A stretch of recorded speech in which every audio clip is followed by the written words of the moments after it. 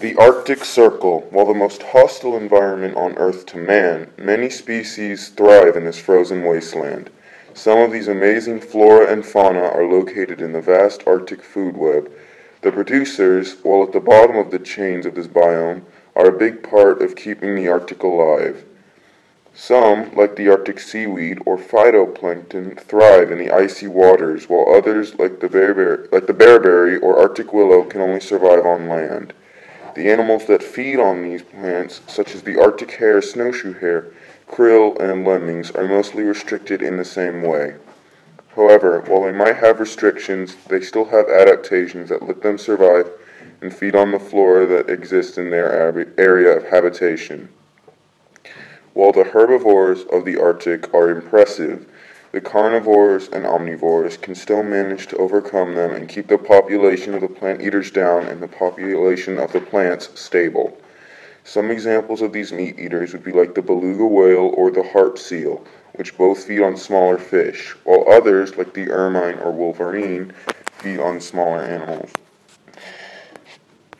Even then, there are animals like the Arctic ground squirrel, Arctic fox, or even a leatherback sea turtle that will feed on plants if the meat supply becomes scarce.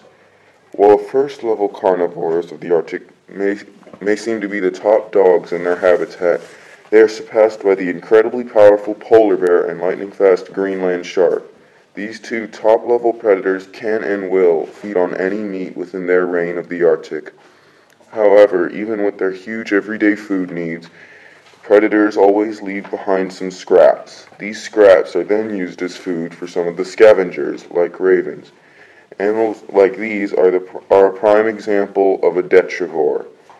Last, but certainly not least, are the decomposers, like the Arctic moss. These plants and animals don't hunt for others, but instead feed on the carcasses of them and return their unused nutrients to the earth for the producers to grow off and feed the herbivores, thus continuing this wondrous circle of life. In every environment, there are biotic and abiotic factors. Both of these factors contribute to the success of the ecosystem. The first of these factors is biotic factors. Biotic factors are of, relating to, or resulting from living things, especially in their ecological relations. Examples of biotic factors are plants, like the bearberry, animals, like the lemming, and diseases, like dysentery, which was brought into the Arctic Circle by Europeans on ships.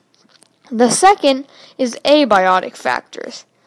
Abiotic factors are non-living, chemical, and physical factors in the environment. Examples of abiotic factors are temperature, wind, and ice. Humans are involved in the environment in numerous ways, both positive and negative. Humans have been especially influential in the Arctic Circle. Unfortunately, we have been most powerful in a negative way. For about the last 50 years, there has been a rise in global temperature known as global warming. Scientists have concluded that human activity is causing the Earth to get warmer, primarily through the burning of fossil fuels. This is proved through the knowledge that carbon dioxide traps heat in the Earth's atmosphere and that the burning of coal and oil releases carbon dioxide. Since we have continued to burn coal and oil, there has been an increase of carbon dioxide in Earth's atmosphere, making the planet warmer. This has affected the animals in the Arctic by causing a rapid loss in sea ice. Animals depend on this sea ice for their survival. Now, although humans are responsible for some horrific destruction to the Arctic Circle region, we've done a few things to help the area. For example, people have not flooded the area and overpopulated it to the point where the animals' lives are at risk. Also, of the 4 million people that call the Arctic Circle home, very few have built homes and towns close to the water's edge for the sake of the animals.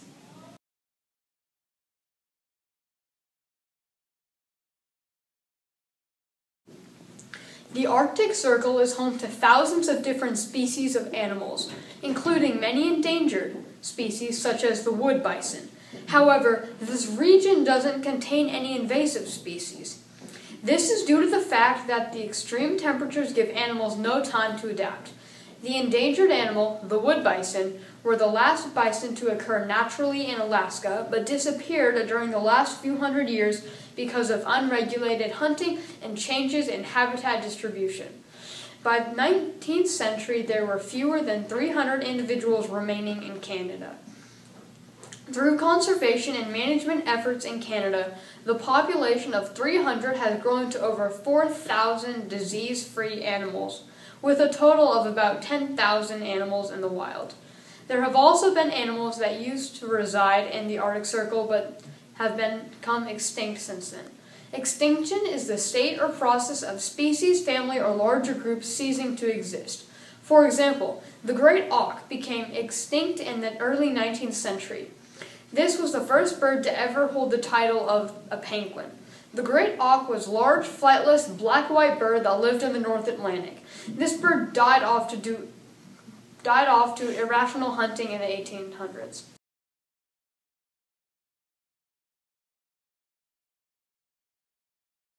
Charles Darwin is credited with the theory of natural selection. Natural selection is organisms with favorable variations for a particular environment survive, reproduce, and pass these variations on to the next generation. However, when someone thinks of Charles Darwin, not only does natural selection pop into your mind, so do the Galapagos Islands. In 1831, Darwin sailed to the Galapagos Islands in the HMS Beagle. While he was there, he developed his theory of evolution. Once on the islands, the various species Darwin saw established themselves in determined territories. Evolution then set in many unique species, such as Darwin's finches, resulted. These finches probably descended from one type of ancestor and then, due to isolation and through chance, different climates and natural forces such as food availability, type, and they evolved into 13 different types of finches. Natural selection can be applied to the Arctic in many ways by looking at how animals adapt to the area they live in. Adaptation is changing to fit your environment. Animals adapt to the Arctic by having extra layers of blubber and finding ways to move throughout the snow. Most animals do this by having large paws that act as snowshoes. Charles Darwin first introduced this theory in his book, The Origin of Species, published in 1869. At this time, his book was not widely accepted due to the fact that it was against the religious beliefs at the time.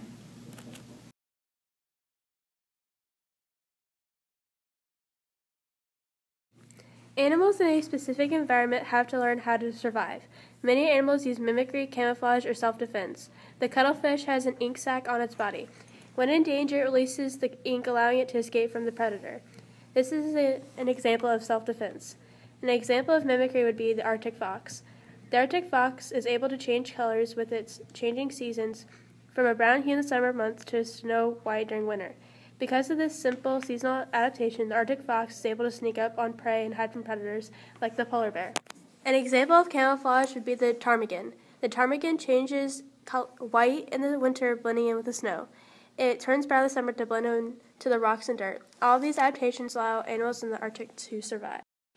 The Arctic is home to many different types of resources, renewable and non-renewable. A renewable resource is any natural resources that can be replenished naturally with the passage of time. Some examples of a renewable resource in the Arctic are timber and fish. These valuable resources are an important part to the economy of the Arctic Circle. There are also non-renewable resources present. A non-renewable resource is any natural resource from the earth that exists in limited supply and cannot be replaced if it is used up. An example of this is Arctic oil and natural gas. These resources are very essential because of the fact that they cannot be replenished. Symbiosis is the interaction between two different organisms living in a close physical association. All of the animals in the Arctic have a specific niche, the function or position of a species within an ecological community that can either harm or help other animals. The snowy owl and the Arctic hare. The snowy owl hunts the Arctic hare for food. This is an example of predation.